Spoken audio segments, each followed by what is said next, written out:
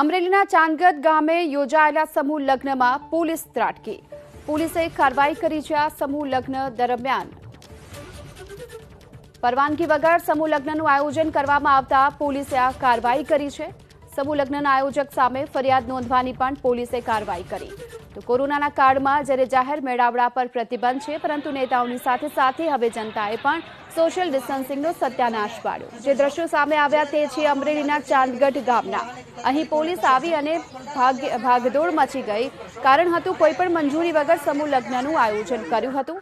એક બે નહીં પરંતુ 17 યુગલોના લગ્ન ગ્રંથિથી જોડાવાનો આ કાર્યક્રમ હતો. મંજૂરી વગર યોજાયેલા કાર્યક્રમની પોલીસને જાણ થઈ અને પોલીસની એન્ટ્રીની સાથે જ ભાગમભાગી થઈ ગઈ. પોલીસે કાર્યક્રમ બંધ કરાવ્યો, તમામને રવાના કર્યા. બીજી તરફ પોલીસે સમૂહ લગ્નના આયોજક વિરુદ્ધ ફરિયાદ નોંધવાની કાર્યવાહી હાથ ધરી છે.